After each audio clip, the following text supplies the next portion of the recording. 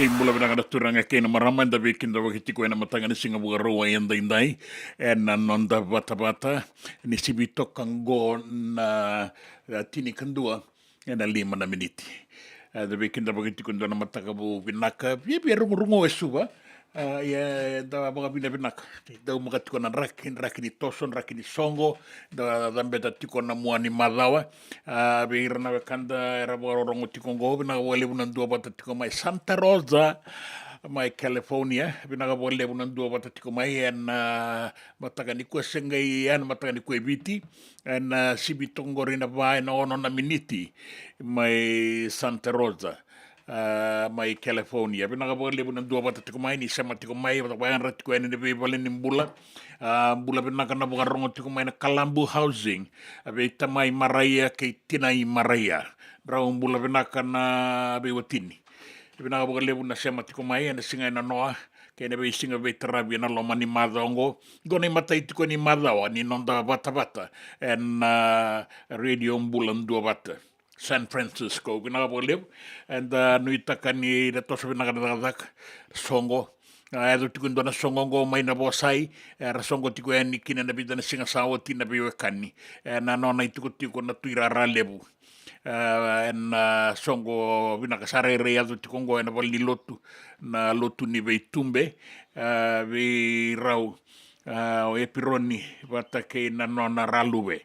Baka bina ka baka lebu ke menina baka rongo tiko mena vei vale ni mbula so ni ndaba koto ngai vale na dua wata tiko en mataka ngo en nonda ngau na viti rungu nan raki bia miri na uda ya sanga ni taro bana vito soaki ndau maga tiko na nonda vito soaki na zaka ana vito soaki ngau ni sala wasa una gai wari taka tiko ni na tuku ni raki ni sarungo dioti na tuku na nonda banua kina via sai burbura na tuku ni gito na ua katarava kanda baka bina ka kina ni raoni na vei samati ona ngai bulang odi tiko en na tuku ke na tupu so na singa buga rawai en dai lebu sarati ko na tuku na nonda banua tuku ni gito ndau kena singa ngona singa buga rawai singa buga rombuka tiko mai San Francisco en singa en dai da baka bina ka tiko kina buga lebu ni dua bata tiko mai en nonda wasini ngaurango ke muni na kanda oni daga tiko back se ni tiko ngai vale and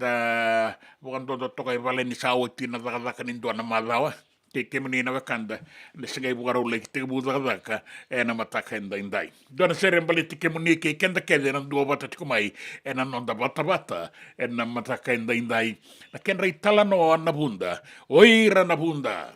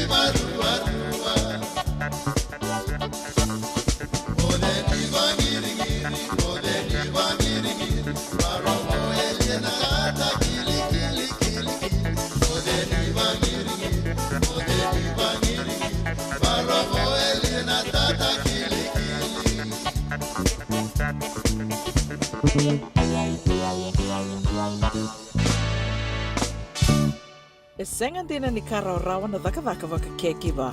Ia endona kainda wipu ke kawaka mamanta taka tuna bengaravi o ia ke tuna kenda to kakana. Na ika na dalo na bisikete na reo bata na sunbells e tinimbulu makau. We kenda to na senga tiko ni driver se senga ni waka motoka kandau drendre na te tu beto seki.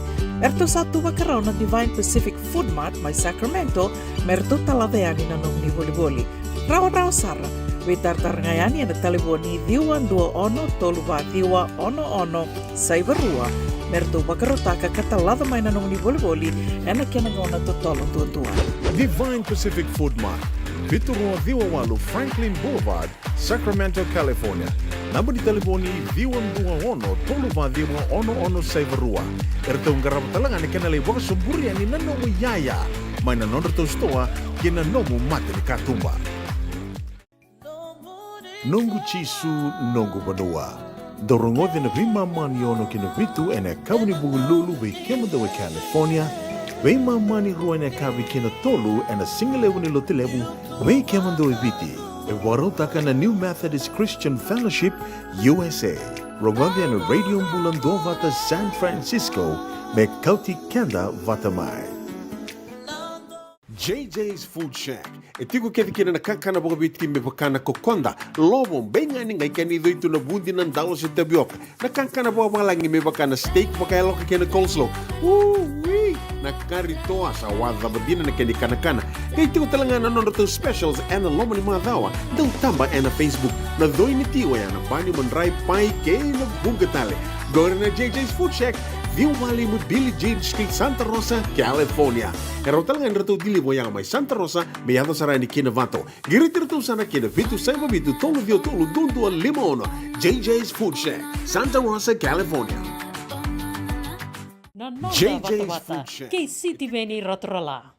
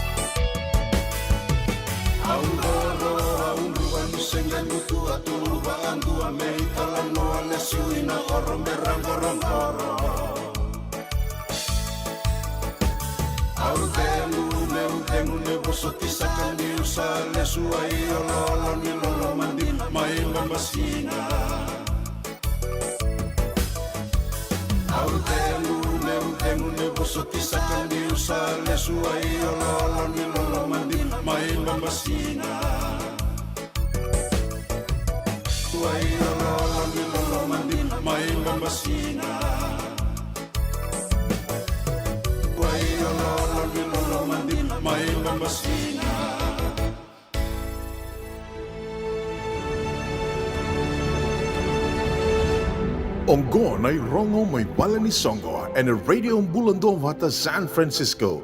Mekauti kanda vatamay. Dabe sureti raramba vi kemoni mai Sacramento, ke ina be bonua bolekat. Le suba tale mandoya. Nai matai ni rongo mai nanonda vale ni Songo na be sureti raramba vi kemoni mai Sacramento ke ina be bonua bolekat. Ni ala binakasar ningal leito ko ni rana luvenda nanon rasasanga mera laki baita vitalenga en kachi rugby ke nanon rasasanga mera komunilab me baleta na sotongo ni kachi rugby kana laki bagai doriti ko ma Utah mera natiko talenga kina en muani madawa en bulongo. Da baga bina tiko ni rasa tika busaba motoka tiko nangone anu itaki tiko na nonda be toko ni rato na saba motoka tiko na ekele ni motoka en CrossFit KY Gym en Waluono Saiba Lima and Folsom Boulevard Sacramento, California. Ana ona na kaloko na eka visaranga ni kua warombuka singa warawa tiko eviti ni kua singa warombuka tiko mai San Francisco ka nuitak moni ala binakasar oninga indua bata ni ke rana luvenda na saba motoka na vanua sa lokudi tiko ngora sa rei tiko kina na mataka ni kua na luvenda merala ki veivu ki talengani kina so na wekanda na numo na vanua evoga eduri tiko kina na saba motoka na CrossFit KY Gym walu ono Saiva Lima Folsom Boulevard, Sacramento. Na Kandabu Day, John Gina, Kandabu Day, singa warawa ni mataka na nomuninga na mai ke richiulai na ikatini katolu ni singa, mai na tini na kaloko na mataka kina vaya na kabi, ruandua Saiva Lima Griffith Avenue, Santa Rosa, California. Oya na Kandabu Day. Boleh indo talangana singa ni asano Kandabu San Francisco. Na ibwana numi ni songo ni solebu ibwana numi kina na Fiji Day na nonda tunga lala ni eviti na embakingo erto na didi bagati kon turanga kena marama ni ono mai Kandabu. Orto na Ono Foundation USA. Singa bukarong buka ya ni kua kena bukarawai singa ni mataka eviti be kemdo na singa bukarawai ka tini kandua tini karua ni singa ni hula Okotoba Sonoma County no mundo uraranga ni songo na Fairgrounds Sonoma County Fairgrounds Santa Rosa California ya ena bula ko Okotoba ningai nana magsarati ko enikin be bangala lata ke roti ko netti ni singa ande so masal sol debu tumbo kosomai sa boti ko na stalls na bata-bata ni boli taki be kemoni na binakata moni la ki boli taki anikina da be tartara tiko yani na email moni rawani wande takakina na Fiji Day Yabusa at yahoo.com. Email ngo na Fiji Day Yabusa at yahoo.com. Nigay tukutuku yan niki na moni wanday taka na no moni install sa na napata-bata ni nalaki boli takikina na ngauna ni songo. Ni raiti ko iliu ni tuba talengaki na nawekanda. Agora na irongo may nabali ni songo singale bendai. Nai Rongo, may nabali songo ne Maulimat, and a radio bulando vata San Francisco, me kauti kenda vatamai. Nai Rongo, may nabali songo ne What?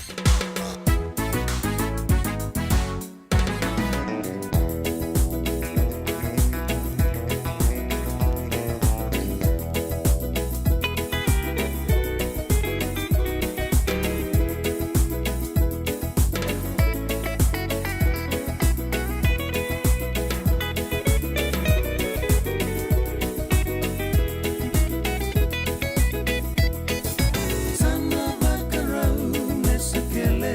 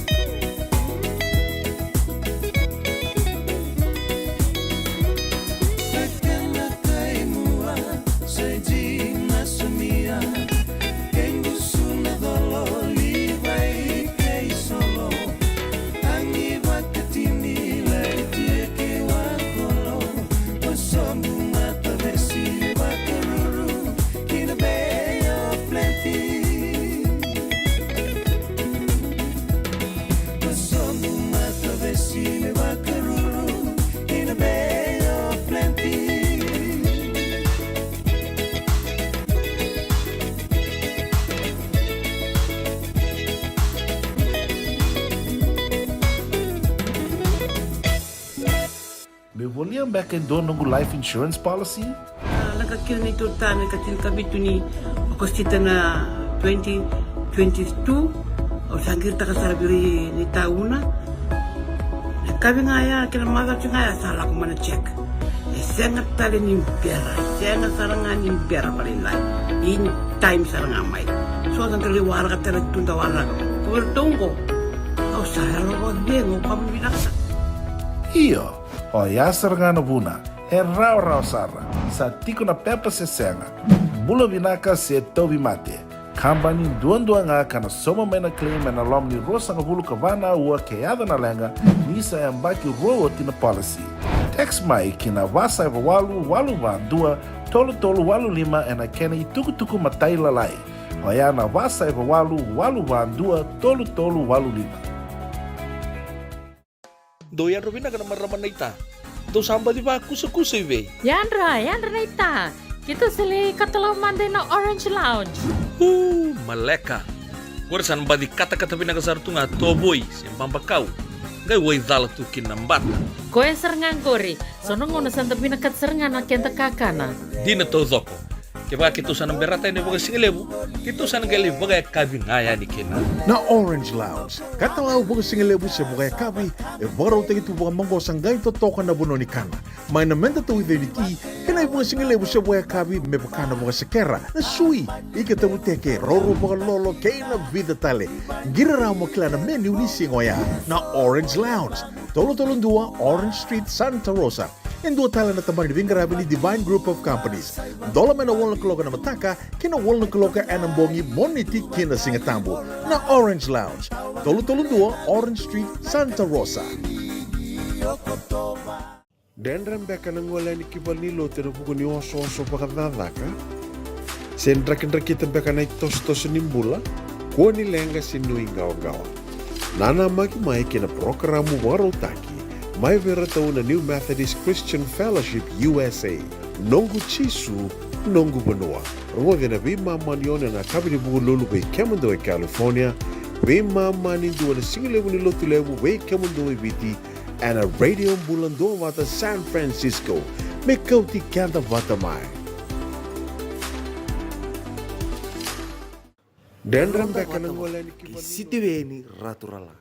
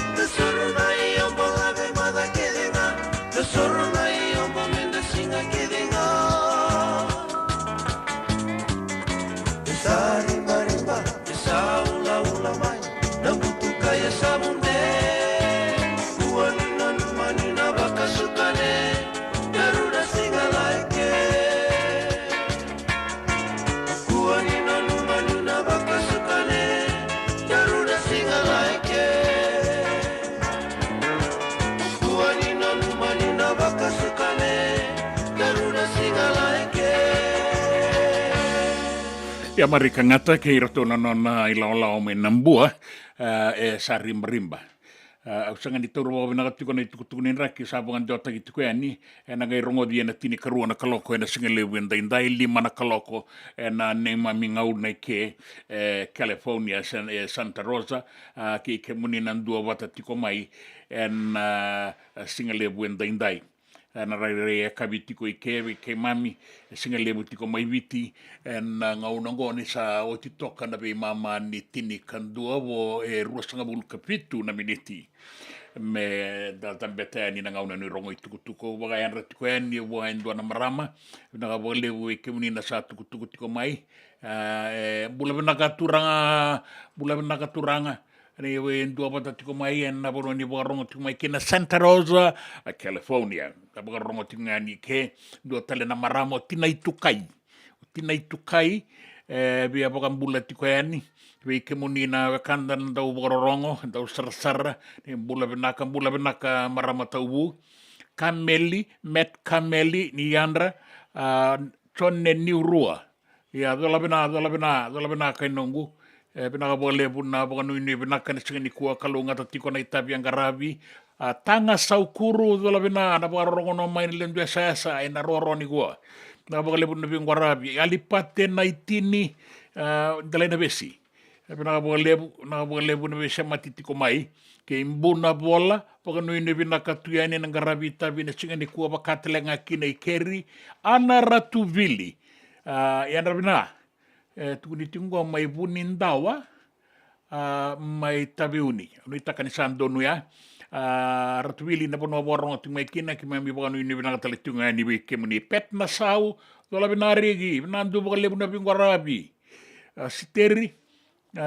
siteri marama sematiko ya ningo American Samoa bina baka lebu ilaitia lela sela iyo ni mula bina ka muni mula bina ka laitia de sarat na kay sota pinaka lebu may Sydney may Australia sematiko may kino penisoni san rata to dola bina era to warorongo tiko may serene kay nakimo orto na turanga na maramani tevi may serne era to bulan binaka pinaka lebu tukuturong binaka na mua ni madangwa tevi tabera basanga ni andra ke tanga saukuru na rato keretko mai dua na sere na mo yar tungai i botai teletik ngakina orto i tumatara mai bagambuli pinaka bole bu na sematiko mai na singelebu endai na nonda bata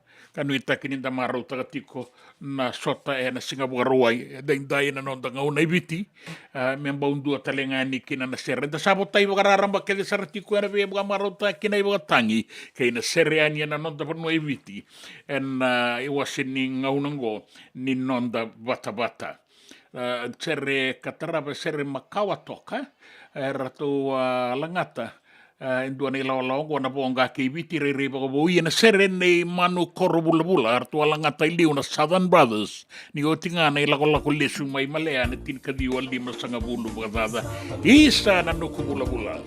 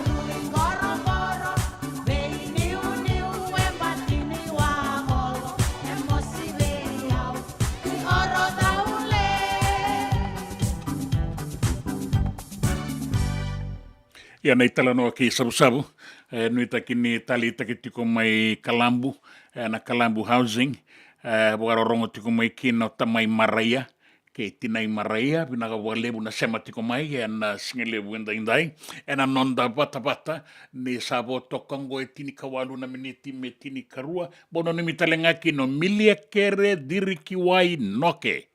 Tola bina, pinaka walebu na sema tiko mai, Joshua Ndombu Ilal, na numitale tungaki no filo behari na ona singa ni sudu sarati ko mai New Zealandi bukan no ini binaka tiko ni o Margaret dua bata tiko mai keira na kamu na bukan no ini binaka na singa lebu indai mai New Zealand sangani tukuni mai New Zealand mai be Margaret Rose Lal ke seinin dombu i Samson binaka boleh na sema tiko mai na singa lebu indai JJ's Food Shack. E tiku keti kina na kakana boka bitki me pakana kokonda. Lobo benga ni ngai kani doitu na bundi na ndalo se tabioka. Na kakana boka malangi me pakana steak baka eloka kena coleslaw. Na kari toa sa wadha badina na kani kana. Kay tiku talangana non rato specials and lomo ni madawa. Dau tamba na Facebook. Na doi ni tiwa ya na bani mandrai pai kay na bugatale. Gore na JJ's Food Shack. Viu Valley mo Billy Jean Street, Santa Rosa, California. Karo talangan rato dili mo yang may Santa Rosa, may ato sarani kinavato. Giritirto sana kinavitu sa mabitu tolo dio tolo dundu al limono. JJ's Food Shack, Santa Rosa, California. Me voliam back and do nungu life insurance policy? Nakakil ni tutane katil kabitu ni okostita na 2022 O sangir takasarabiri ni tauna. Kami ngaya kila mother ngaya salah kumana check. Sengat tali ni biara, sengat sarangan ni biara paling lain. In time sarangan mai. So dan kali warga tera tunda warga. Kau tunggu. Kau saya lo bengo kamu binasa. Iyo, o yasar ngana buna, rau sara, sa tiko na pepa se senga. Bula binaka se tobi mate. Kambani duan nga kana soma mena claim na lom ni rosa nga bulu kavana ua keada na lenga nisa yang baki roa tina policy. Text mai kina wasa eva walu van dua tolu walu lima ena kena tuku matai lalai. Hoya na wasa eva walu van dua tolu walu lima.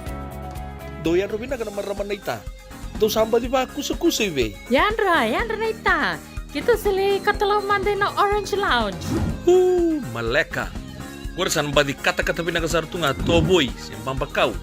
Ngay way dala tu kinambat. Koe serangan kori. Sono ngono santa pinakat serangan na kenta kakana. Di na to zoko. Kaya kita sana berata ini bagai singelebu. Kita sana gali bagai kabin ngaya ni kena. Na Orange Lounge, katalaw baga singelebu siya bugay kabi, baraw tayo ito baga manggosang gayon totokan na buno ni kana.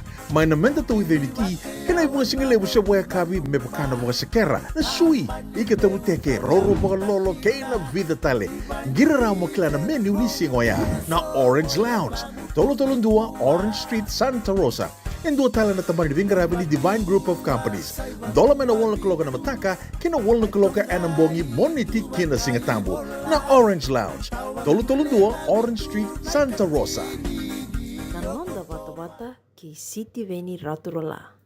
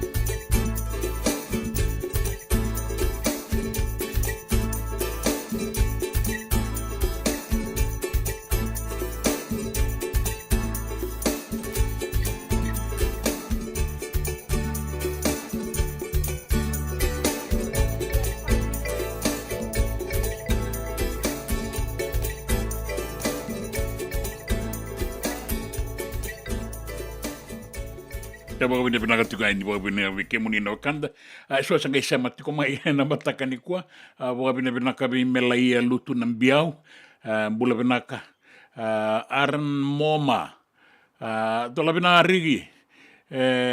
Ilolo mambimbi tasara mai East Midlands. Orisi tangilamba. Bula pinaka ratu tau mai rukua mainbenga. Pinaka pokalepu. Nakapalepu ng diwati ko may milia kere diriki wai noke. Meron na numiki na may nakornibasu, may ngono, may nabiti asawa. Bulay, ito alapin na. Tay merlesita sebu o nalaisani bunimbola. Bro ratu chale kay sena sera nai milika nronro kay moapi reimbe nona matabubale. Endo na kanda warong tik mengo turanga kilele busara turanga yanga na nonda banua Ilia Sambara Bilala gaste ni buli Ilia Sambara Bilala sanangau nandi nasara do nangau nanda soto tu mai St James mai lebuka andalai sota tale ni natambua aboga bina bina kanu ni bulum tiko Dere pinaka pokale puna dua patatiko mai na sere tarapa moni botaikina na waraka tiko na tukutuku na nonta banua kene biasa ibura na itala noa kei na korokula na bonga nindala indoki.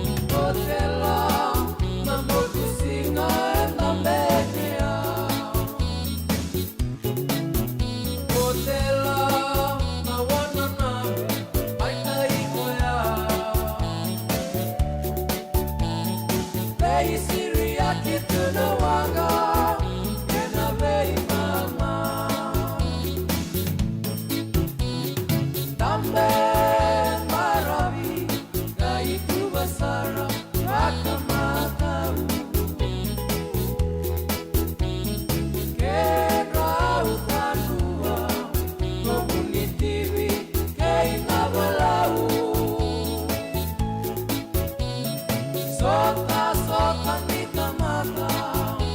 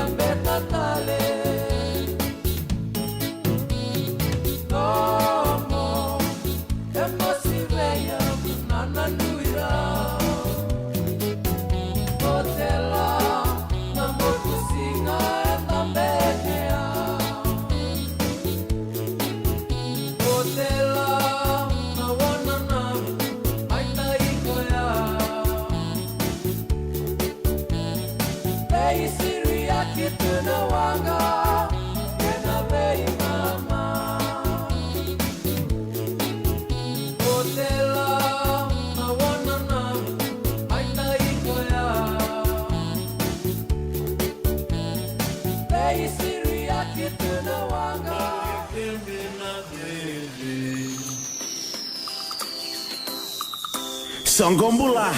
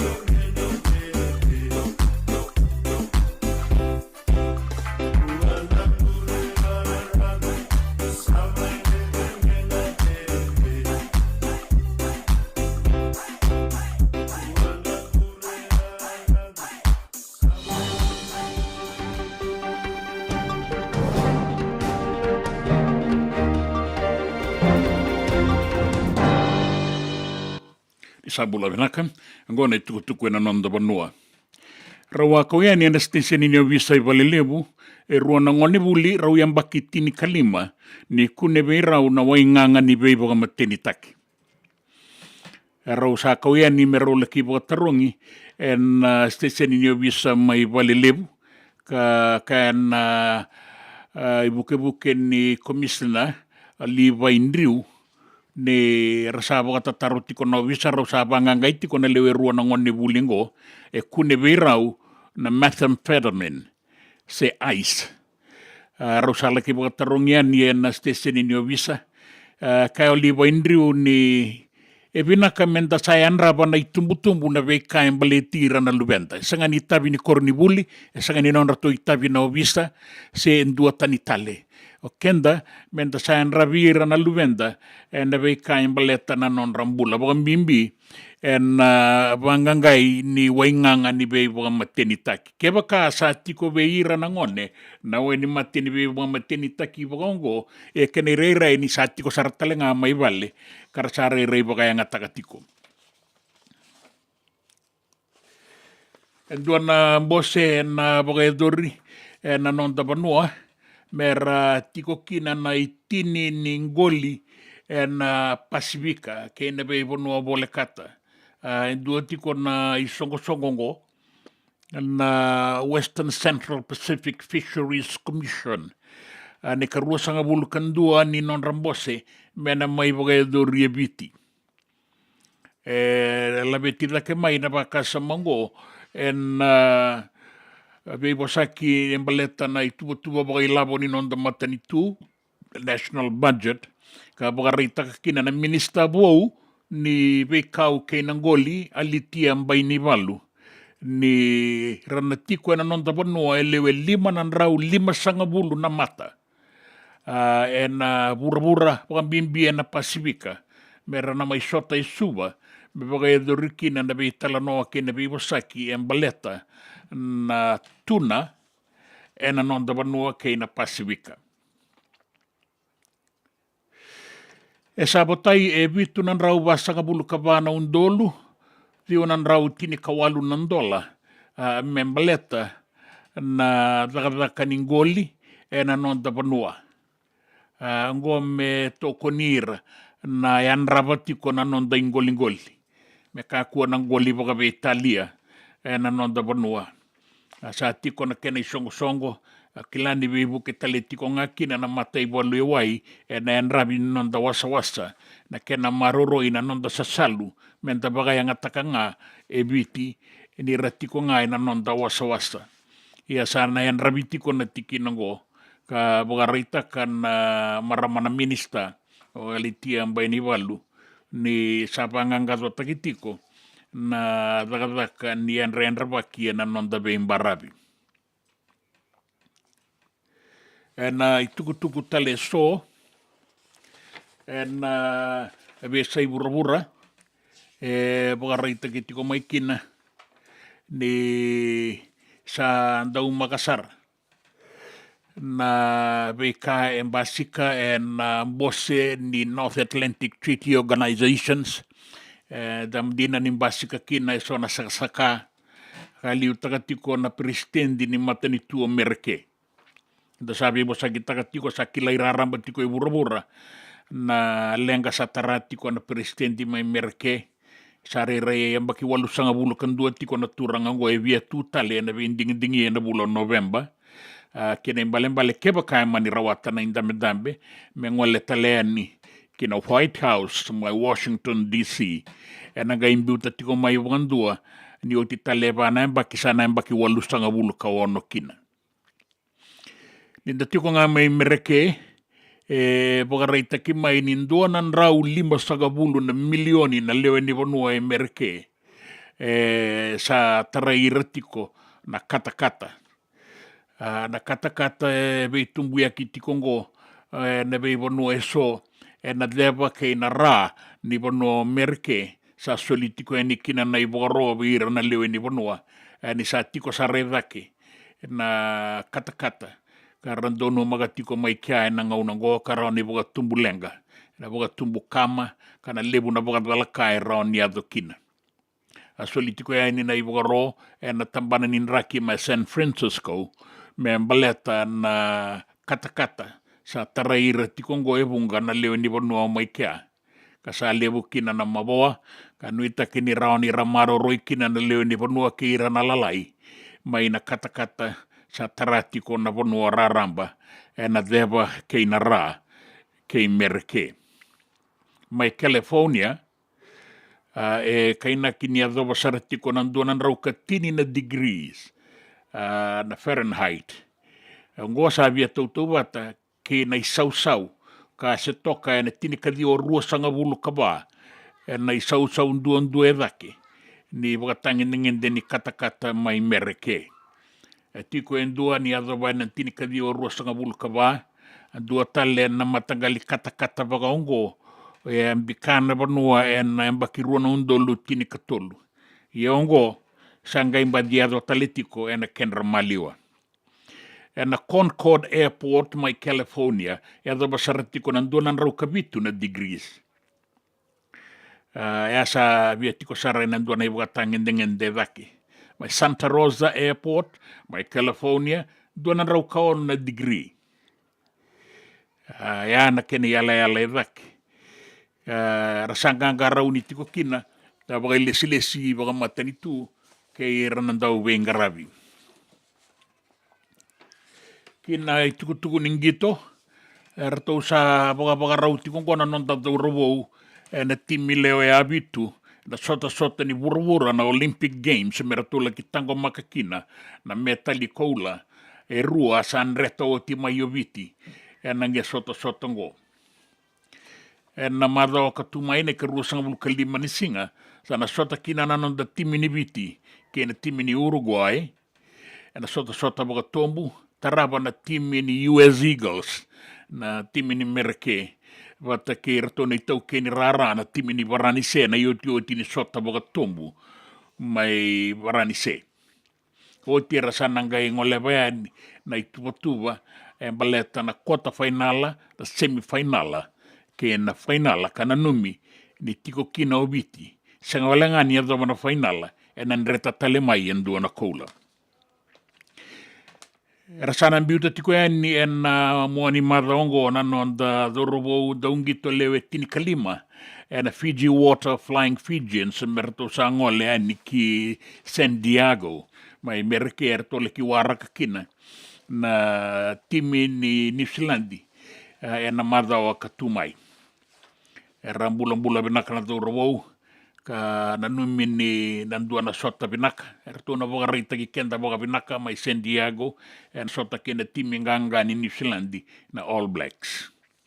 Ninda tiko mai New Zealandi, en kabini kue rau na sota kena mana Eden Park mai Okalandi, na timi ni Ngilandi kena All Blacks. En e karua ni non rau walata ki vanua. Sanga ni besau na timi ni New Zealandi ngai wakabonga, na itutu ni halfback namba diwa, na abuku ni tauhimate, ni kwea ka angito na madao saotin halfback ni Wellington Hurricanes, TJ Perinara. Sana sosomita ki kwea na nonrato halfback na timi ni Auckland Blues, Finlay Christie, mena sosomita ki kwea na itutu ni halfback. Kwendo ngaya na besau, ado na timi ni New Zealandi. Sana ngai madalamanda. Sena rawani lavendina na rara na singa ni kua mai New Zealandi sa senga. Wakareita katiko yani. Na ioti ni nrukan ni All Blacks mai Okalandi na Eden Park na tinikadiwa, diwa sangabulu ka ba. Ang balabusara na nga una ya, oti tulo sangabulu bakadada na embaki. Sanga tobole italengo, belai kaliraki mai na bilo erado walatak. Wambimbi na timiruo ni Ngilandi, kay na timi ni New Zealandi. Ito sa ngito timay kya, bida na timi, na loma ni tolu sa ngabulo na embakingo, sa nga ni baunru ka bagandua, na timi ni New Zealandi. Tesana nga yato bakakina na singa ni kuwa. Kinanraki, na itukutukunin raki, warita kimay ni solitiko na iwaro ni dangi kaukawa, wasa-wasa. auruli suvatale, solitiko na i wagaroni dangi kaukau e wasa e na vei mbarabi ngā wada muta tiko mai e na bongi rua kawakakina e na singa e na noa, me teka wua mai singa toka, ka eado mai ki nā wua ki suva, kau te niki na sano tailevu ni singa, me ado saraki raki. Na atu e sawa e seni wako e kina. Tailevu raki na vei vanua e so, e vole kata na mbarabi ngo ke vitilevu, solitiko e nikina na i wagaroni dangi kaukua, kei kandavu, solitale tiko ngā e nikina, e na i wagaro ke na vei anu lalai vole kata. Da sanu i tagatiko ni rawa ni danangai ngā rau ni, solitale tiko ngā na i wagaroni dangi kaukua wataongo, ki loma i viti, tabe uni, ka eadoeani, ki na vei anu, beba kata ki di kombia ke nangelelevu. En tokalau ke maduata, na deba ke mbua, wata ke ta kaunrobe. Ira wane en raki mamada kotongo, dina ni mbula tiko na dangi mbarabi wasa suli tiko eni kina na i wagaroni dangi kaukaua, e wambauti ni sana rao ninga i malungu meka e na kabienda indai, na itu wakini raki. Ya be kemuni na biala ki sasalu, ni sana ka inganga rao ni tokanga. E na namuni vei toso ya ki e mbarabi. Dau magatiko nan raki suva e ndai, ka wakarita ki mai ni wakatale ngā kina, mai San Francisco, ni sa sivitongo na 5, e na tini karua na miniti, e na ngau na maikea, na ngau na eviti, e sivitongo na tini karua, e na tini na miniti. Wara ni tukutuku na nonta vanua, kena vea sai vuravura, tukutuku ni ngito, kena i tukutuku ni raki. Na nonda vata, kei siti veni raturla.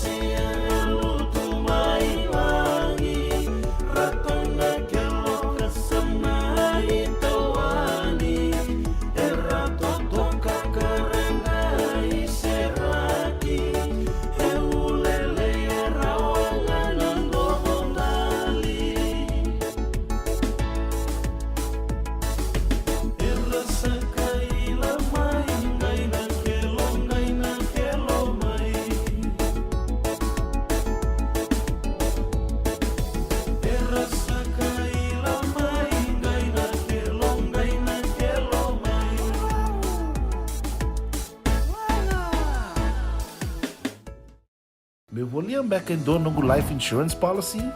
Laka kira ni tutane katil kabitu ni okostita na 2022 o sangir takasarabiri ni tauna.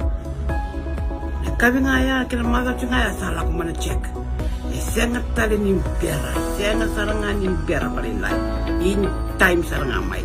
So ang kaliwara ka tala tunda wala. Kung tungko, o saya lo bengo kamu binasa.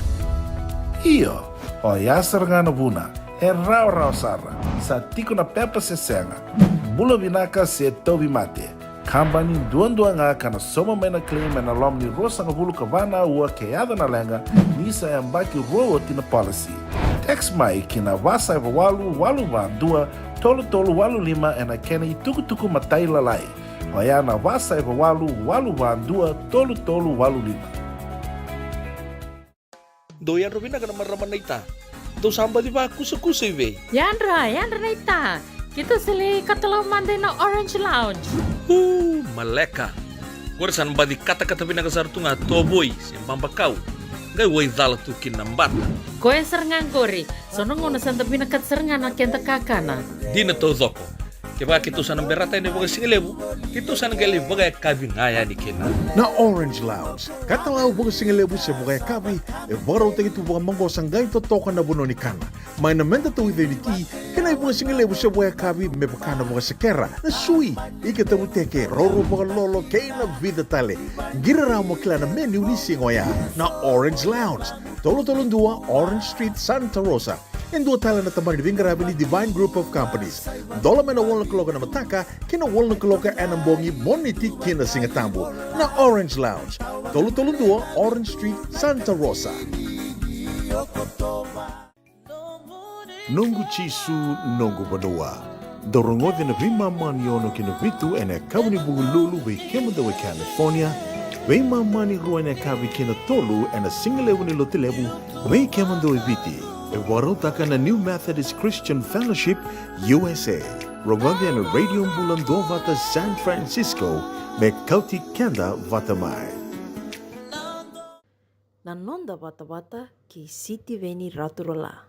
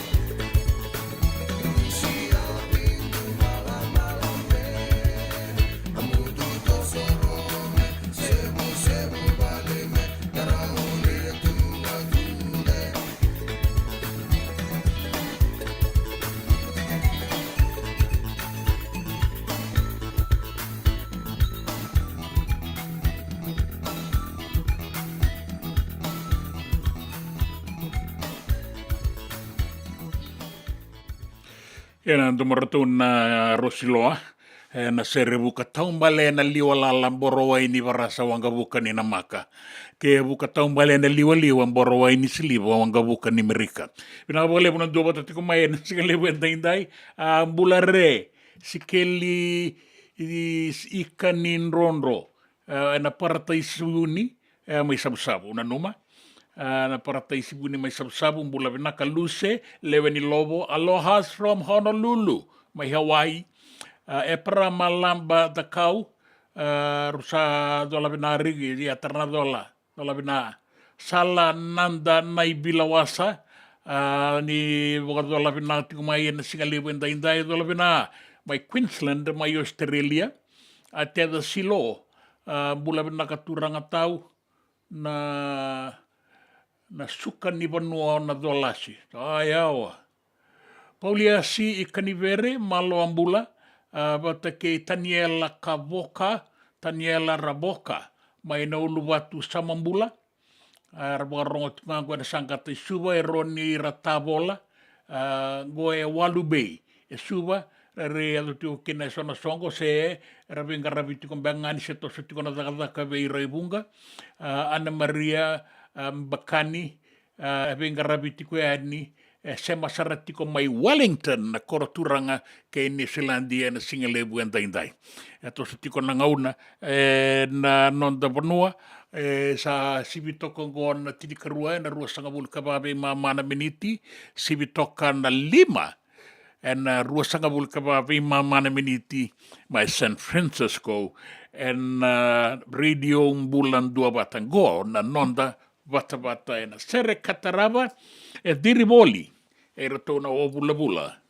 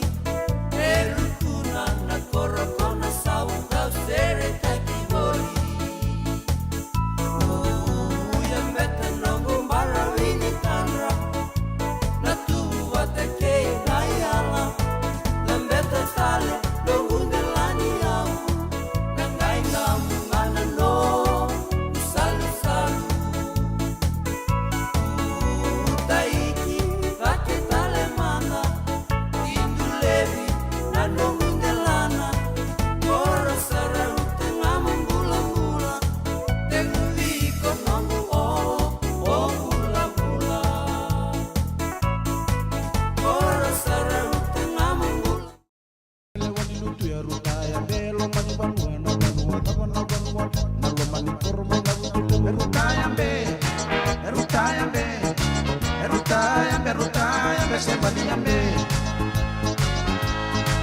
Ela toka watani matukula indo kadabala indo kaura na ura tabana ura tabuna kemusa salundina na weka Erutayambe Erutayambe sema diambe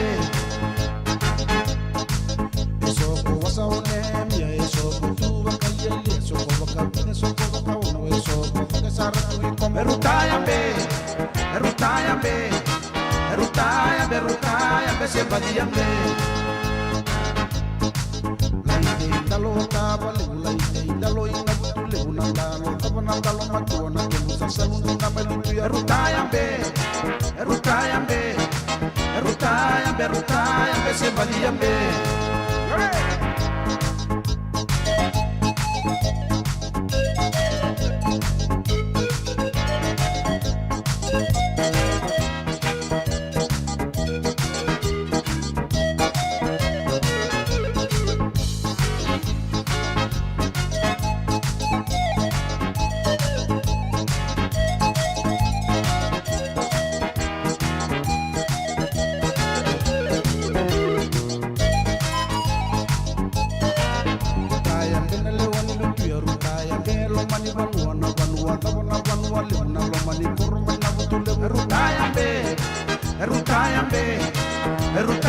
Erutayambe sema diambe Ela indo toka watani matukula indo kadabala indo kaura na ura tabana ura tabuna kemusa salundina na weka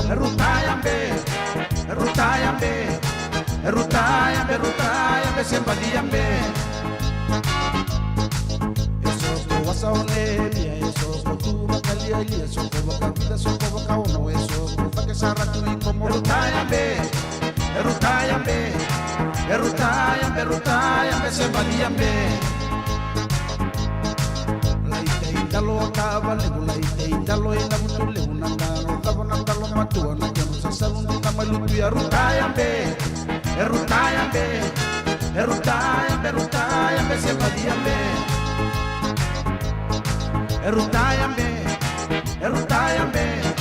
Erutayambe sema diambe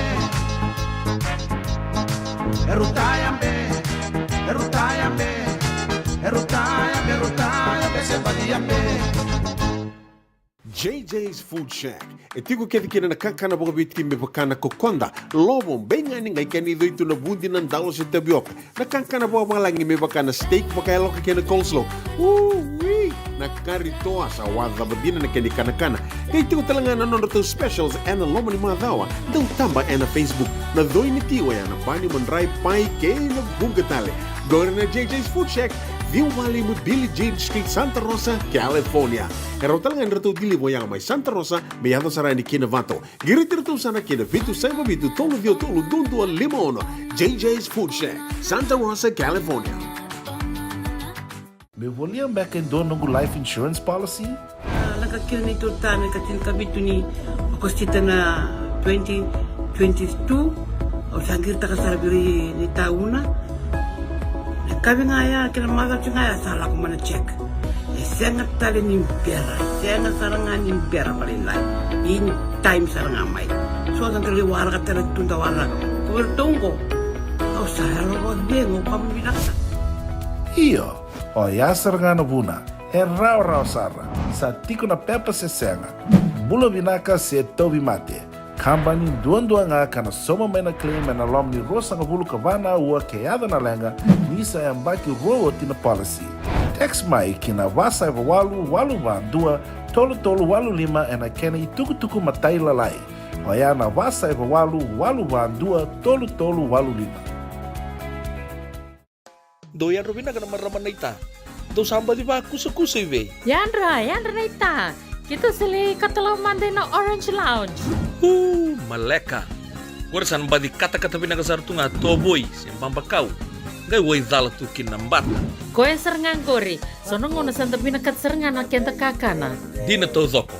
Kaya kita sana berata ni baga singalebu, kita sana gali baga kabi ngaya ni kina. Na Orange Lounge, katalaw baga singalebu siya baga kabi, e baro te itu baga manggo sanggay to toka na buno ni kana. Mai na menda tau i veniti, kena i bunga singa lebu sa waya kawi me pakana bunga sekera. Na sui, ika tamu teke, roro bunga lolo, keina vida tale. Gira rao mo kila na meni unisi ngoya. Na Orange Lounge, tolo dua, Orange Street, Santa Rosa. En dua tala na tambari vingarabi ni Divine Group of Companies. Dola mena wala kaloka na mataka, kina wala kaloka anambongi moniti kina singatambo. Na Orange Lounge, tolo dua, Orange Street, Santa Rosa.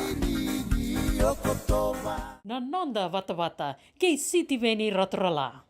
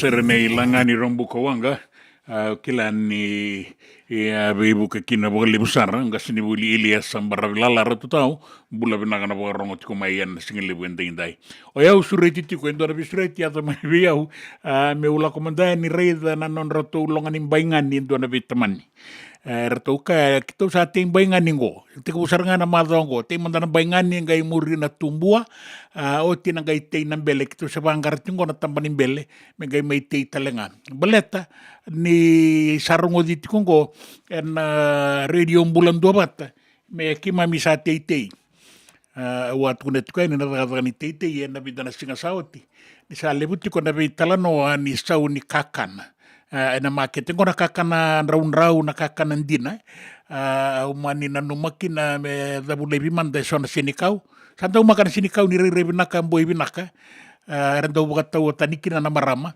ya biu mata buka tiki-tiki ya misangai manda na ngale Ratu sati baingani ti kongo unang kay tobole na mo ani madongo mo le irubirtu mandena bono ratu sati baingani ti kokin na be tamaningo. Bula binaka Chese Tui Tumbo, my Elk Grove, California.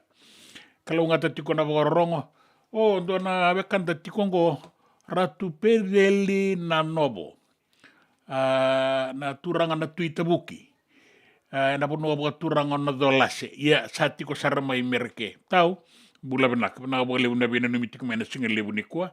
Bilia kere diriki wai noke. Mati rongo serano i kumbukawa ro di Kalambu ito bata. So andu. Na banu ini bina. Na pingwara bina singa ni kuah. Ya, na banu ini bina katikuan. Na numiti ngo mera na numiti ukina mayasawa. Sama ita katikuan na bina numito bata.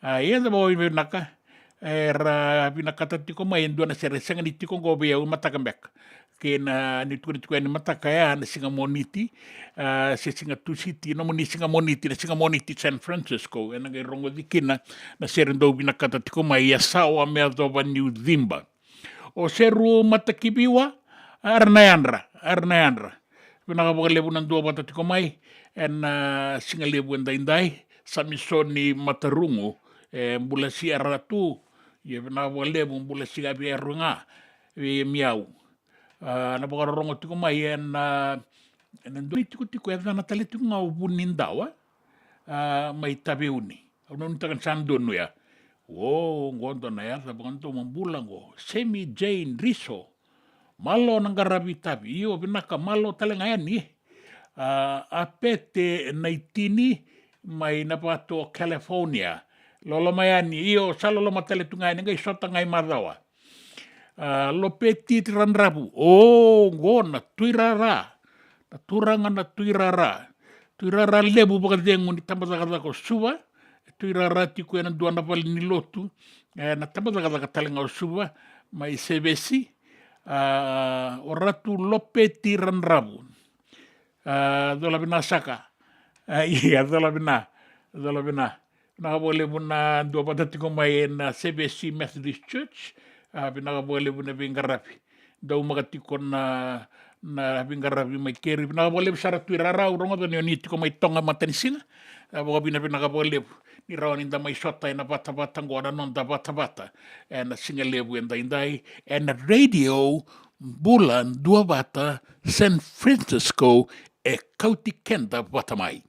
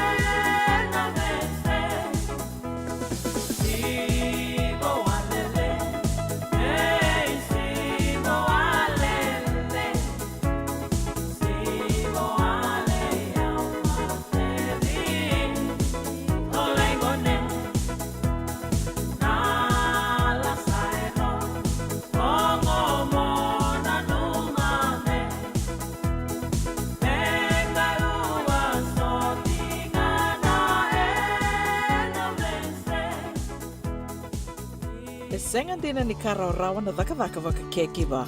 Ia endona kainda wipu ke kawaka mamanta taka tuna bengaravi o ia ke tuna kenda to kakana.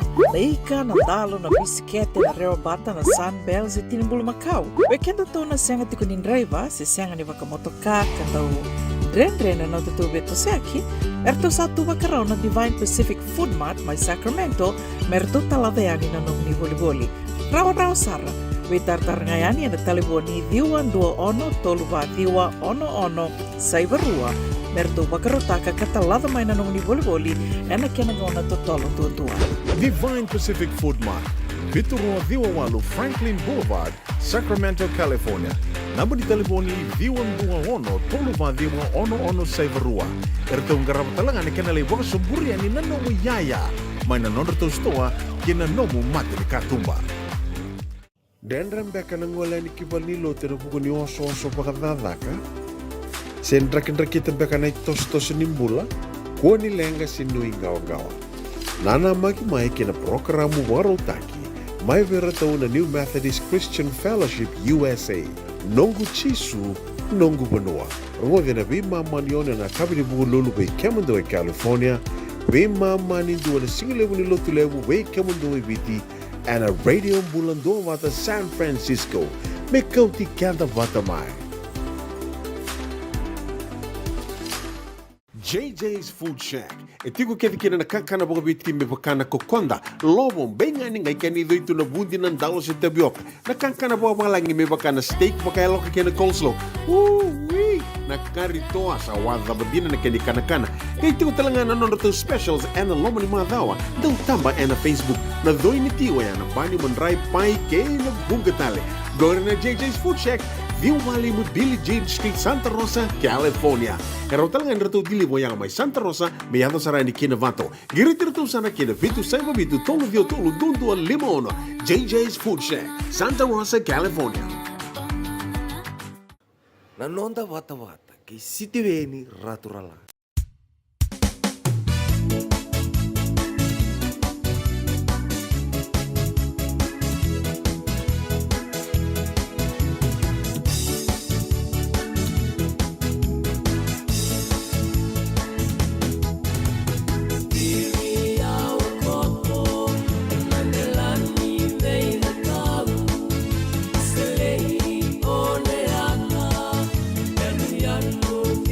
Yawa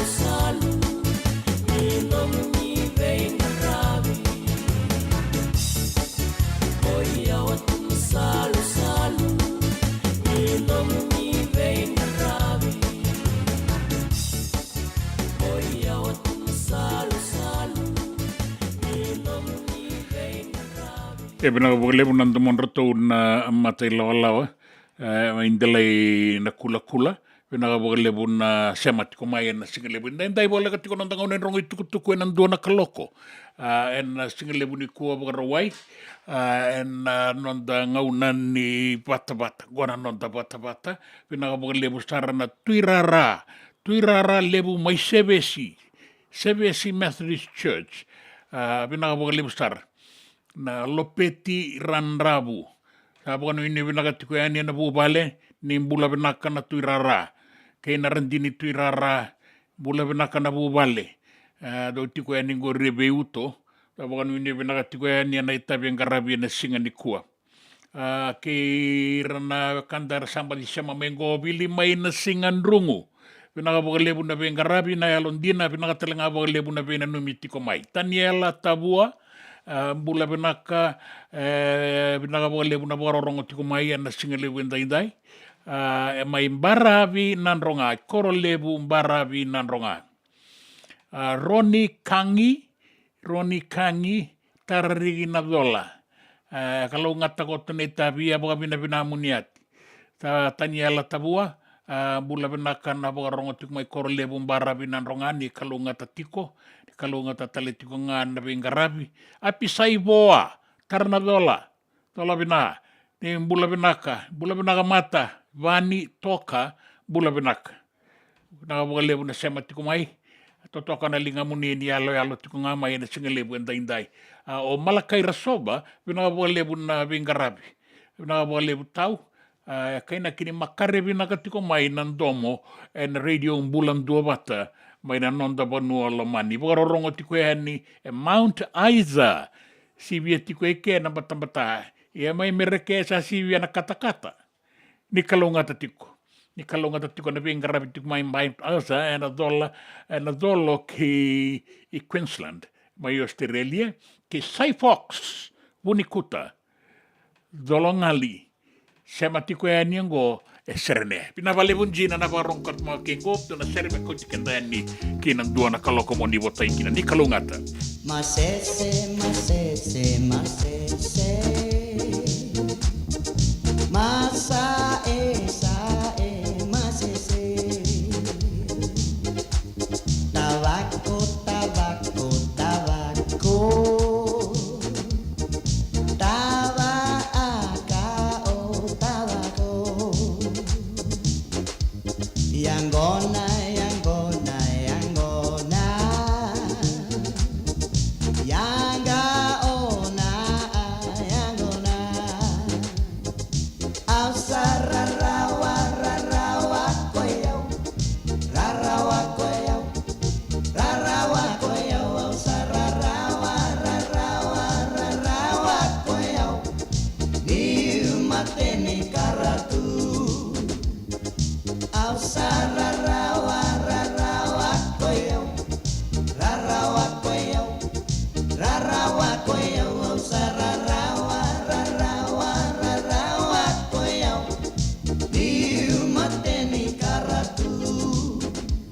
Yangona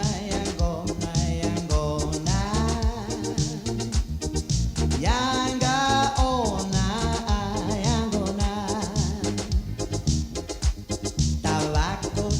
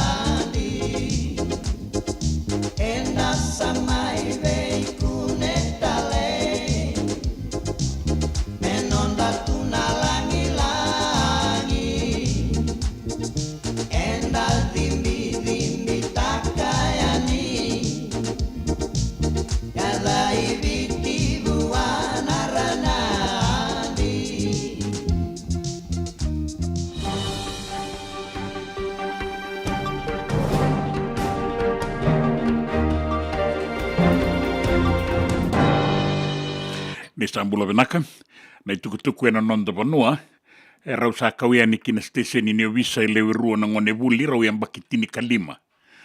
Kune beirau na wainganga ni bei bunga matenita ki mai korni vuli. Ngwe kausaranga ni korni vuli, rau anga ele ki bukatarungi kina rau sa tiku na station.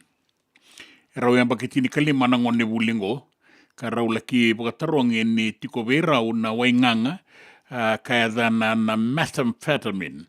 Sera kila tiko eso na ice. Patake na marijuana. Songo saka usara tiko ngani korni bulingo. Tawa ngani na ibola kena peni na pepa ya na kena kato. Andreke ni na kena yabisake. Sa tiko talenga iloma na wainganga. Kaya na ibuke ni liu ni tamadadaga ni obisa. Au liba indriu. Kaya na tiki nango sa nondono menta sayan raba na itumbu-tumbu. Da sayan raba na itumbu-tumbu. Sabi na kanindang gado iti ko na lotu. Tangaraba ti ko na kena itabi. Iango na lotu lebunduan-duango. Na nonda yan rabi rabo kabinaka. Na lubenta. Kakuni baka nui ti ko ikornibuli. Se kinandua tale na sanibenga rabi. Me nangaile ukeira na ngone buli. Re baka reita katiko na nonda baka wele na itumbu-tumbu. Ni tiko ngai na wainganga, baka rita ka tiko mai na iliu ni matambose ni asana umbua, City Beni la limbuli, ni sana labetia ni kina nonrato umbose ni asana kataraba, na kawai baleta na wainganga ni bei baka matenitaki. Goe sanga ni ado tiko ngai na korni rakadaka, sa ado tale tiko ngai mai na koro, baleta ni teiva kikina na marijuana. Tukuniti ko na te itabi o kakawatake ng bele, saya ngay ngumotua takiti ko na marijuana. Te bina kami rau beisau, me te waki na kaya kautamay ng bula, ka bagarusay laibiani, tamambokodi, na marijuana kina wainganga taleso ni kautamay na mati. Kaya City Beni la limbuli na iliuliu ni matambosa niya sana umbua, sa kawaitaki bagalibusare na nonda banua na tikinango.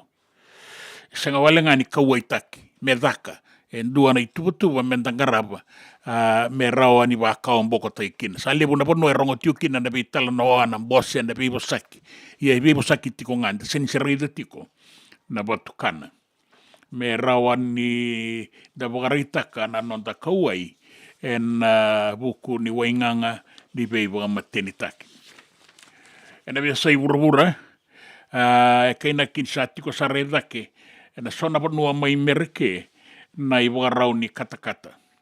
Sa baga bunati ko na kawai, doon rau 5 na milioni na lewen di banua may merke sa tarairati ko na lengango.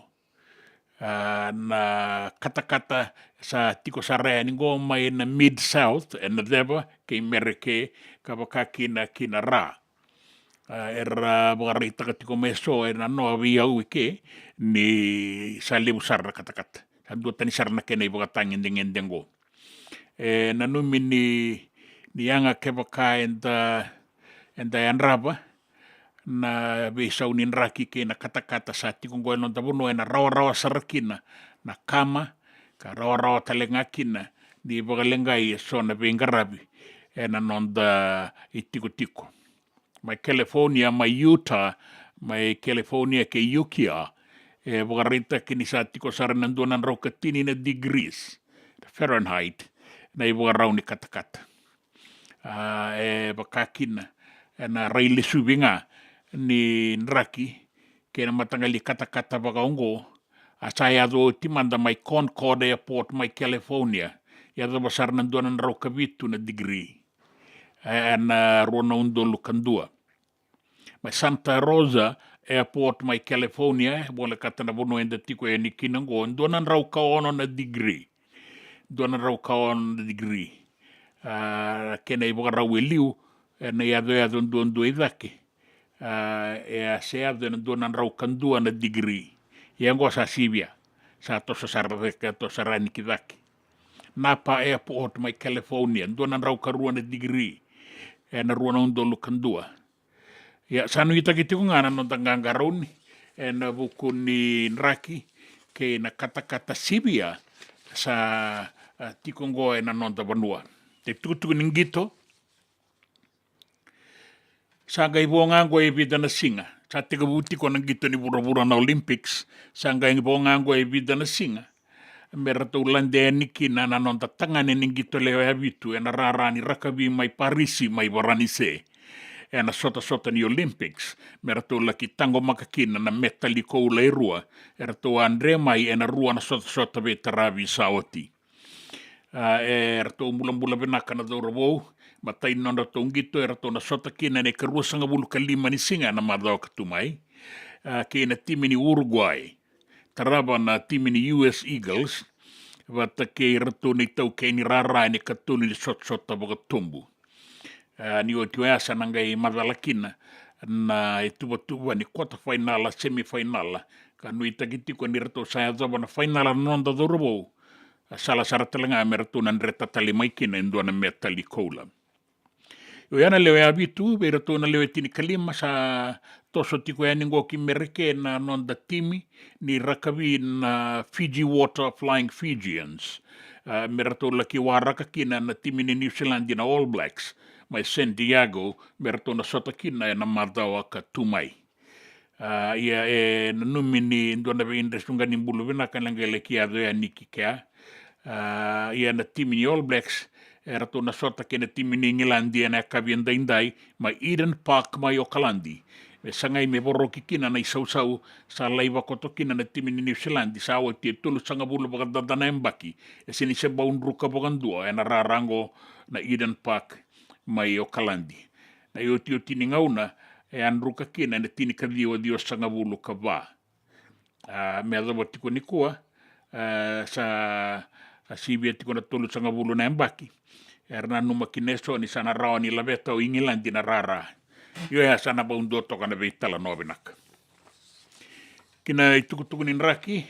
Anraki ena non dava noa sanga so tili vesa uwalevu mena kena nda andono magatiku maina loma ni madawa solitiko na iwaroni dangi kaukaua me baleta na barabi mai nanronga me tega umai singa toka na bua suva na usori rewa tailevu e niki raki ya sawa kei kandavu. Vei bonua bole kata kena vea anu lalai era toka bole kata na vei bonua dabutia ningo solitali tinga kina na ivogaro na atu lau kena atu lo maiviti me ado ki tabeuni bata kei dikombia e nangele levu na toka lau kei maduata na deva kei mbua bata kei da kaunrove. Pinakatiko na nraki pinakatiko e mbula ngana dangi ka pora sara na wasawasa. Bora saratiko na wasa na ngaunango e kemuni na ngonendau na ndau vesokaki e sa alutu subo bagalai sa na via toka na basanga bulu na degree ka basanga bulu talenga na nota na kau ni dangi toka ngo embarabi na tatambaya ni kina 5 sanga bulu ka 5 na nota sambo binaka toka bagalai na ibagarau ni dangi embarabi na ngaunango mena kena dan donumaka e na singa na no kena mbongi rua. Kori ke mani na turanga kena marama na itukutuku e na nonda bonoa, na itukutuku mo na vesa i wura, na itukutuku ningito, ke na itukutuku ninraki. Na nonda wata ki siti veni raturala.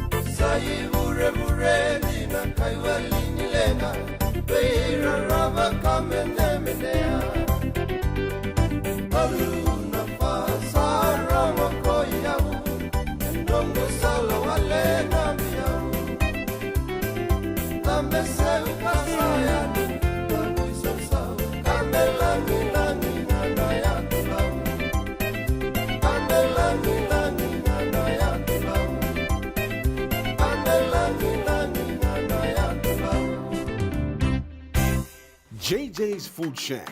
E tiku kete kina na kakana boka biti me pakana kokonda. Lobo benga ni ngai kani doitu na bundi na ndalo se tapioca. Na kakana boka malangi me pakana steak pakaya loka kena coleslaw. Wee! Na kari toa sa wadha badina na kani kana. Kaya tiku talangana nono to specials and lomo ni madawa. Dau tamba na Facebook. Na doi ni tiwa ya na bani mandrai pai kaya na bungatale. Gore na JJ's Food Shack. Viu Valley mo Billie Jean Street, Santa Rosa, California. Era talaga nito dili mo yang may Santa Rosa, may yato sarani kinavato. Giritirto sana kinavitu sa mabitu tolo vio tolo dundu al limono. JJ's Food Shack, Santa Rosa, California. Me voliam back in doon ng life insurance policy? Nakakil nito tani katil kabitu ni akostita na 2022 o sangir takasarabiri ni tauna. Kami ngaya kila mada ngaya salah ko mana check.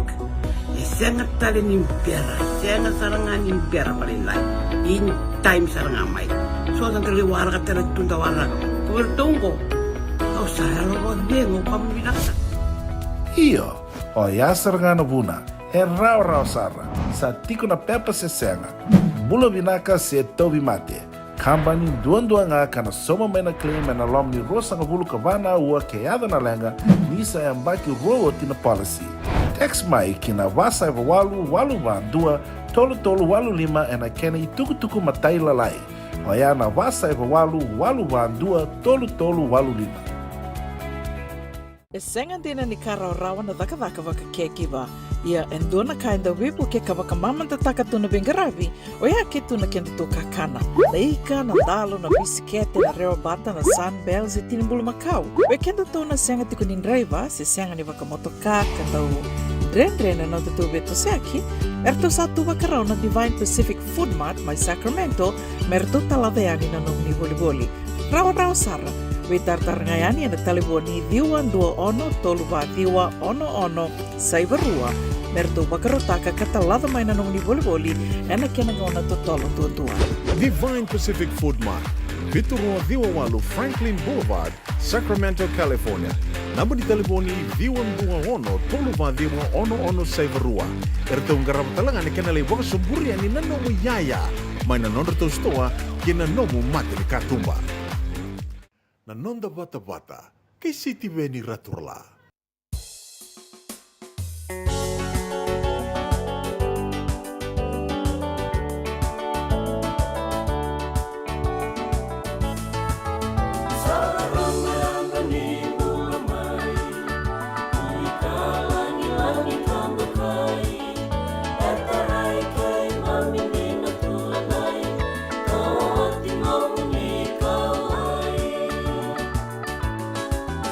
Bakamos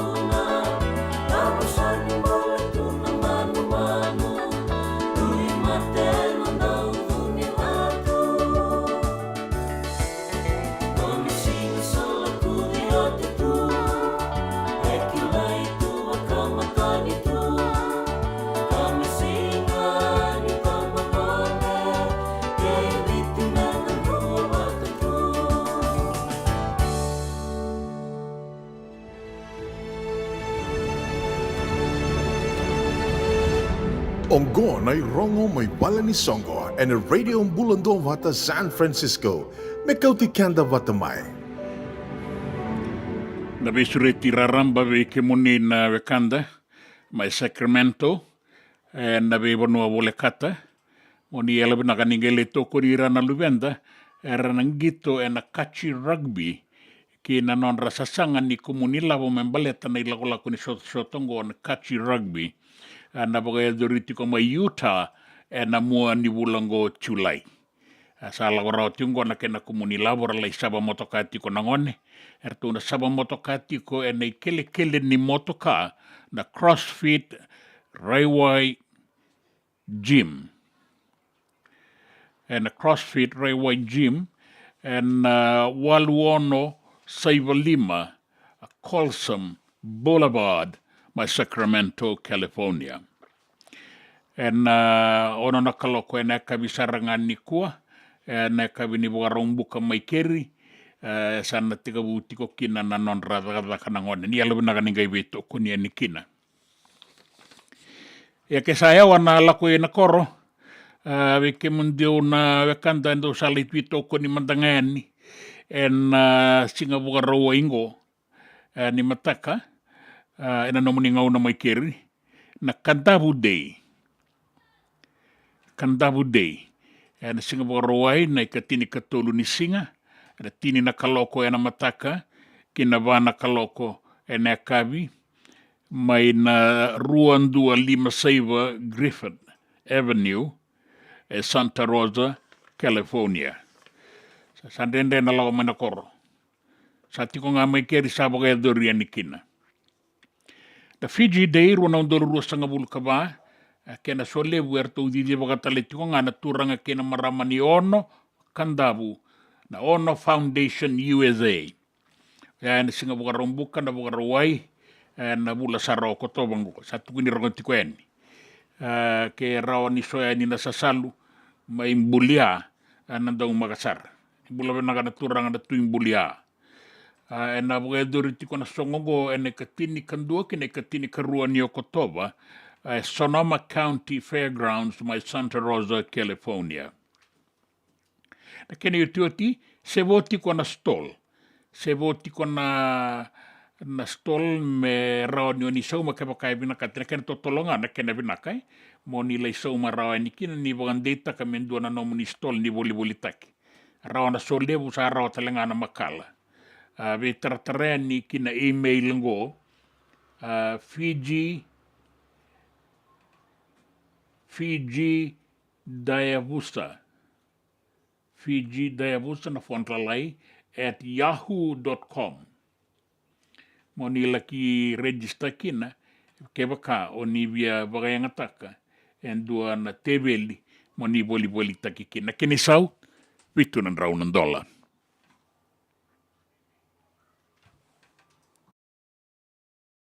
Nanonda bata-bata kay City Veni Raturla.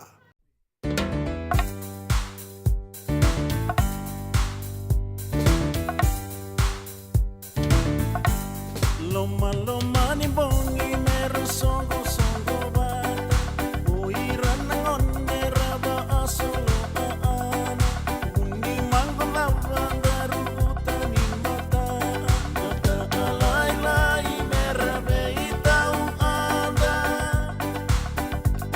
loma ni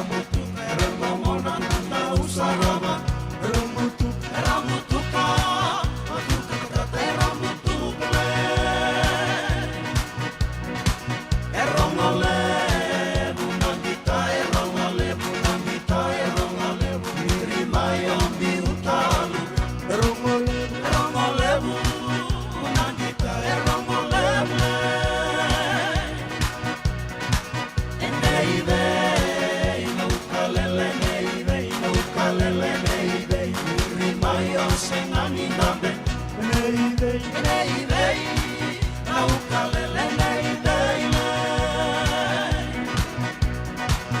ina bote raulele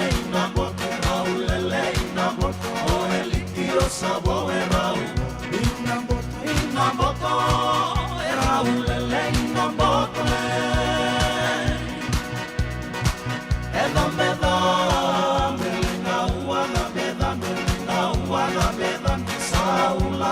Seba maima, edambe, elena uadambe, nalengutaru, nalengutaru, liye ulo etamakina, nalengutaru, nalengutaru, enrono nasabu isawaila. Enrono nasabu isawaila nangone alewa era malaya uya nangone alewa era malaya uya menda bunenga ina ya lonara menda bunenga ina ya lonara dini angana bunde singa mai meika dini angana bunde singa mai meika dini angana bunde singa mai meika.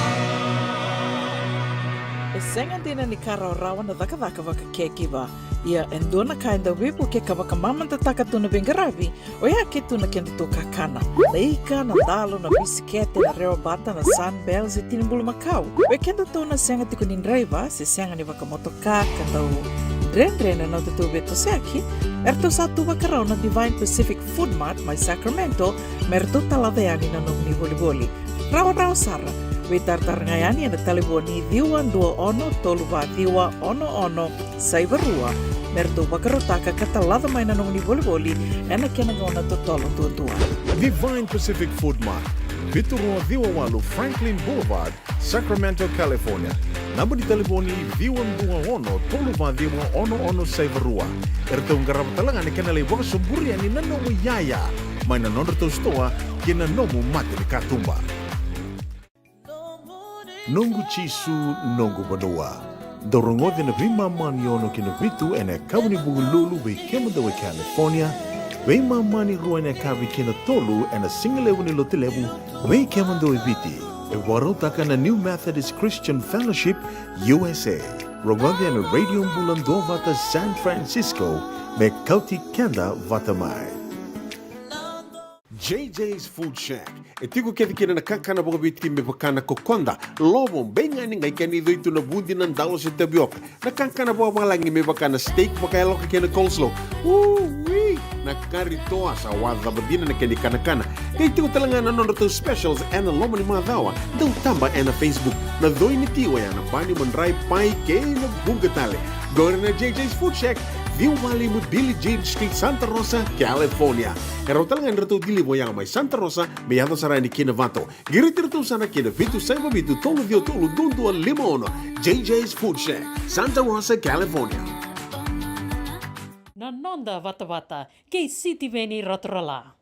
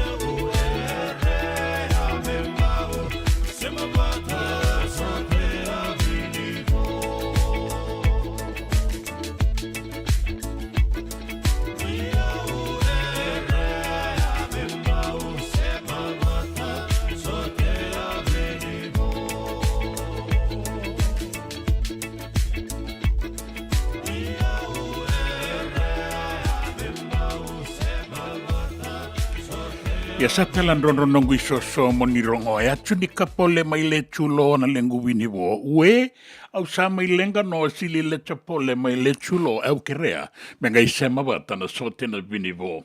Dola vina, vilia me rangaungau e waronga saratiko mai malebani mai Pakenham en na singalewu ndai vina ka walewu wili. Vina ka walewu na sema tiko mai. E kai tiko mo kai makare vina ka tiko na rorongo e malebani. Vina ka walewu wakakina mai Mount Isa. En ra ke Queensland e rabarongo tiko mai kina na wakanda na singalewu ndai te vita koroi na mua binakabogalebu Jack Tupa Jr.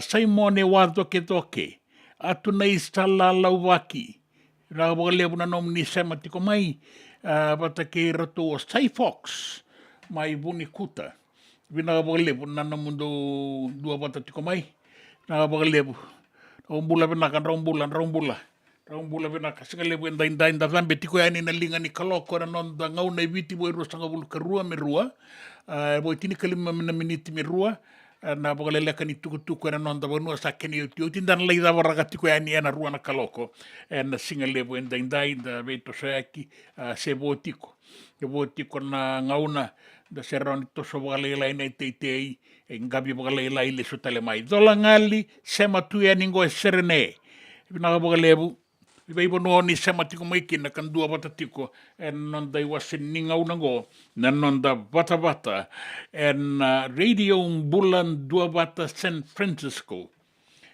en singalewu ndai bulan bina kasanga itungo Ben Rasta Sai Fox Bunikuta sa dingo misaka tiko na itukutuku ni buta nindabui na bolebu na sema tiko mai en dana rongo da tiko ngai vida na sera ni i runga maru ta tiko nei boga tangi rungo tiko na kortura ngai soba i andau maka tiko na tangi ke moni na dau biso ko ya ke wasa na ngone ndau e soli tiko ya ni nei boga roni tangi kau e takali sabina kamenda sa tiko mandangai vale de sabo sota toka na nonda kusima bula bina kana turanga da tuin bulia mai kandabu erto na ilaolongo erto aborongo tiko mai na noa erto bali sama tale tiko mai na singalebu ndai bendo na seremoni ba maruta kina tapa beka no gudala taro lebu erto na sauma beka no bisa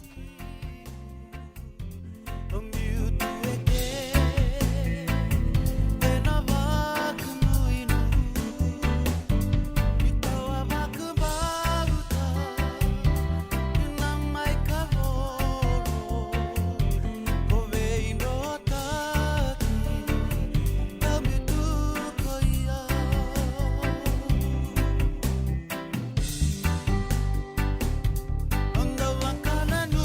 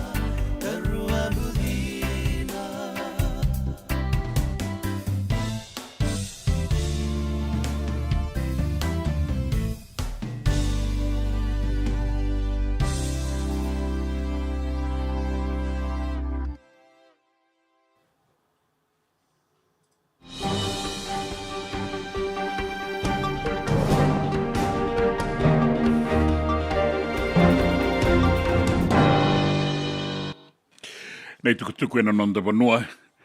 E rau sa kauia ni kina station ni obisa e palilevu e rua na ngone a bakitini kalima. Rau leikau mai kornivuli ni kune veirau na wainganga ni veivo matini taki. Goe kune veirau mai kornivuli. Rau e bakitini kalima na ngone. Sangani tukune mai e rau ngane tangane se ngone lewa. Kaina kingana rusala i watarongi. Na station ni obisa. Ni kune veirau na methamphetamine, sena ice, wata kei na marijuana. Sa wakarai takamai na ibuke ni liu ni tamataka ni obisa, o liwa indriu, ni na tikinango e rasa e nravatiko na obisa, e rasa ngomatua saratiko e nangaunango, e na ken tovolei me pa kaon bokotaki na wainganga ni veiwa mateni taki. Tatau na katalenga ondriu ni takatango non dai tabi na itumbutumbu. Sanga ni tabi ni tamatata ni obisa, sanga ni tabi ni kornivuli, sanga ni tabi talenga ni lotu. Non dai tabi na itumbutumbu menda en ravira na luvenda, na beisinga, na non rakibuli se na itabi tabanga rangaraba. Na buku tiko ngani wainganga, kena sa kauwaitaki wakalevu. Na wainganga ina non da vanua, ni sa duru se seta. Sa e adongo ina kornivuli, ina non da vei koro, na vei vanua ni takataka, na vei vale ni bola, na vei tolo ni ngau ni sala, na vei sangata. Sa wakaritaka kina na iliuliu ni matambose ni asana umbua, o siti veni la limbuli, ni sana labeti dake mai, na mbose ni asana katarava, na wainganga ni vei vonga mateni taki. Na kena kaua itakitiko na wakadada ni wainganga, wakambimbitiko vei rana itambangwani. Rato sa nanuma na leo ni mbose ni asana umbua, merato sa vei vosa kitakamanda wakavinaka katuwa yendua na ituva, mera ni ado sa rea ni kina nonda vei koro. Na nonda vei tikina. Na vei vonua inda tiko kina, en loma ni koro si tiko bangalala. Kasa tiko kina na kauai ni matambose ni asana, membaletira na isau wou di asana umbua. Kaya ola ni mbuli, ni rato sana numa, me rato takapata kina tamataka ni obisa, me ralaki pakamadalayan ni. Na kena ipamadala leka ngango, dha na wainganga ni vei wakamateni taki. Kesa rautanga na kena ipamadala, sa rawan da takataka kina, na itumbutumbu. Ya kakuni mbasuki na lawa, baleta ni maroro ikenda. Endua na mbose rana tiko kina 5 sangabulu na mata, na nonda iwasi ni vura-vura, mera mai bibo sakitaka kina, na ngoli, wata kei na wakayanga taki wakavinaka ni sasalu kei na ia umbula na nonda bi wasa-wasa. Wakaritaka na tikinango na palimendio ya litia, bai ni walu na minister wou ni ngoli wata kei na veikau. Ni rana tiko eke na mata e vunga mai na vesa i vura-vura, mera na mai vei talanoataka na veika baleta na sasalu na nonda vei mbaravi. Na kena wakatoro dakataki, kena wakayangataki, wakayalo matua. E rauta ni vitu nan rau wasaka vulu kabana undolu, diwa nan rau tini kawalu nan dola na levu ni lavo. Wakayangataki, na tambana ni ngoli, me baleta, na maroroi, ni veika ambula, wasa-wasa. Wakaritaki mai ni sanayan rabi talitiko nga, na nonda vei mbaravi. Mai na vei tambana iso wakamatani tu, me rean raba na vei tosoyaki, rean raba talenga na ngoli waka vei talia, wakaedoritiko na nonda vanua. Kina vei sa i vura-vura, wakaritaki mai kina ni sa tiko sa redake na i wakarau ni katakata mai merke na ngaunango, wakambimbi na vei asana, na states, ratiko na deva, watakei na ra, ni vanua merke. Wakaritaki mai ni sa tiko sa redake, na i rau ni katakata e rau tani donan rau 5 na milioni na leo ni wanua mai merke e sa tara irati ko na katakata kei na lenga e kauta wata mai. E waraita ke ni sa lai tiko sarango e na sona wanua e na donan rau katini na digiri na i rau ni katakata. Oia e na be wanua e so mai California na be sana e so ka rawole kata. E ni sa tumu da ke saratiko na i rau ni katakata e na be wanua e Amerika e na ngau na go. Kinangito, erto sa raulan de kirara e ne karua sanga ulu kalima ni singa na nonda daurawo e na sot leo e abitu ni Olympic Games ka poka e doritiko na ngau na go mai barani se. Orto na lande ni rara ne karua sanga ulu kalima ni singa na madao katumai na sota vata ke Uruguay taraban na sota vata ke na time ni Amerika erto na ngai songo e na gito wakatombu na itau ke ni rara vata ke viti barani se ke viti sana ngai matata e kea na ituatua ni kota finala ni semifinala ni sa edha wana finala sanu itakati ko ni rato na nreta talemai na me tali koula.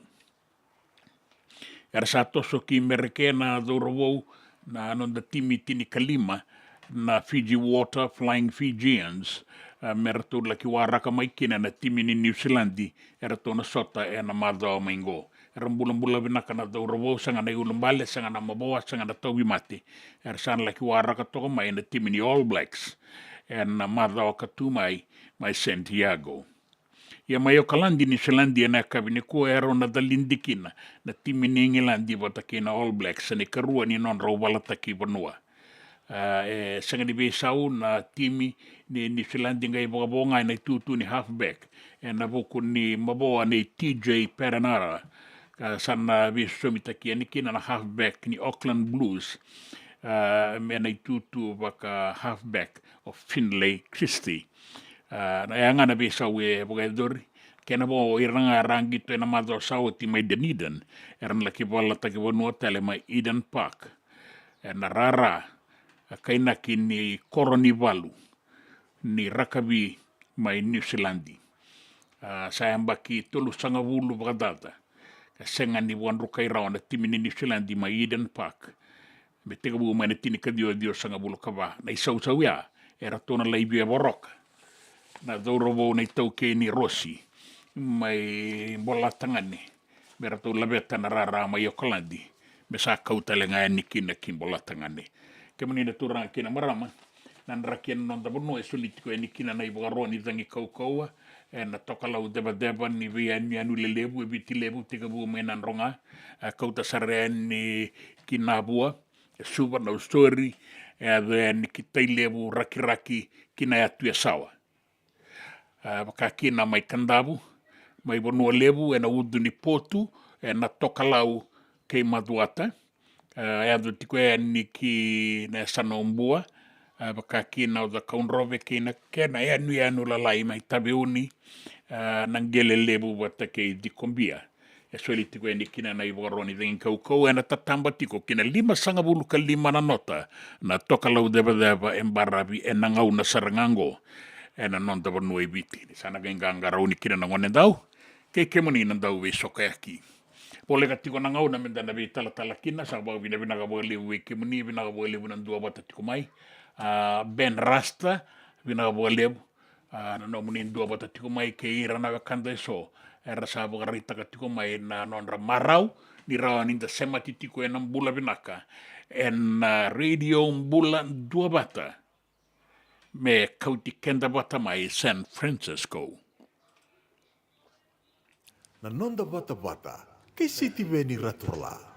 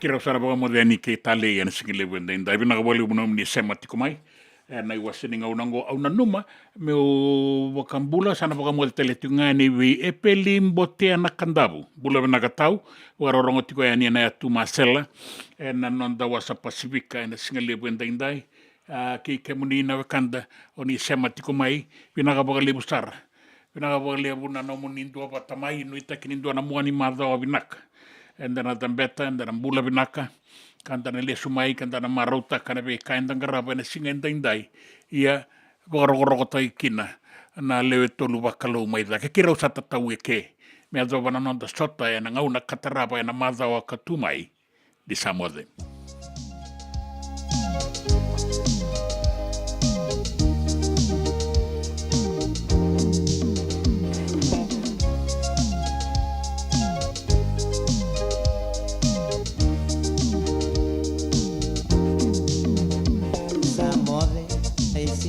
Samode, que muy la buna no muy ngole ngole, tau baka buna non rando de sobe re randau bakote. Samode, me sisi samode, nambalui sisi ruin rabia, reuda bubakan reu ni buani kabika.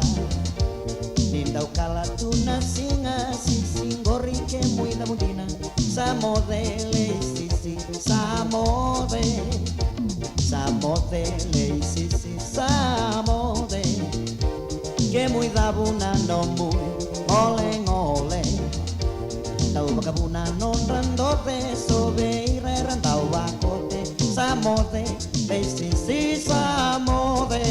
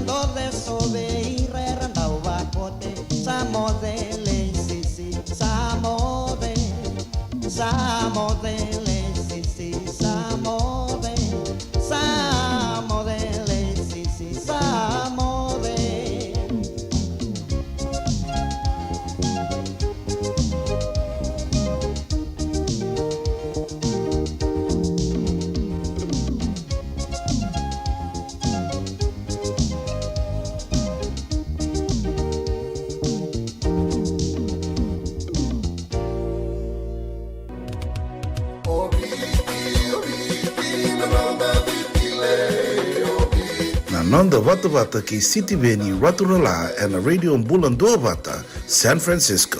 Me Kochi Kenda Vata